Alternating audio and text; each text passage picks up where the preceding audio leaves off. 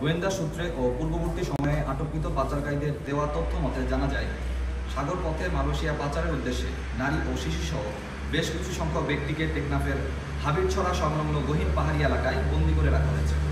প্রাপ্ত তথ্যের ভিত্তিতে আজ 26 অক্টোবর 2025 তারিখ রবিবার মধ্যরাত 2টায় বাংলাদেশ কোস্টগার্ড ও নৌবাহিনী কর্তৃক উক্ত এলাকায় একটি যৌথ অভিযান পরিচালনা করা হয়। অভিযান চলাকালে আভিযানিক দল পাচারকারীদের গোপন আস্তানা হতে বন্দী থাকা 4 জন নারী ও 1 জন শিশুসহ মোট 5 জন ভুক্তভোগীকে উদ্ধার করে। এ সময় যৌথ বাহিনী একজন পাচারকারীকে আটক করতে সক্ষম হয়।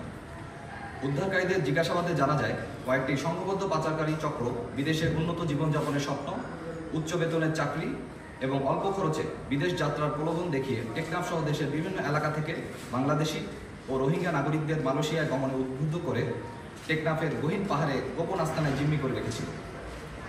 পরবর্তীতে পাচারকারীরা তাদের সুবিধাজনক সময়ে মেরিন ড্রাইভ সংলগ্ন উপকূল হতে বোট যোগে মালয়েশিয়ায় পাচার করার পরিকল্পনা করছিল। তারা আরও জানায় যে পাচারকারীরা তাদের আটকে রেখে নির্যাতনের মাধ্যমে মুক্তিপণ আদায় করার চেষ্টা করছিল। উদ্ধারকৃত ব্যক্তি ও আটককৃত অপহরণকারীর পরবর্তী আইনানুগ ব্যবস্থা গ্রহণের কার্যক্রম প্রক্রিয়াধীন রয়েছে।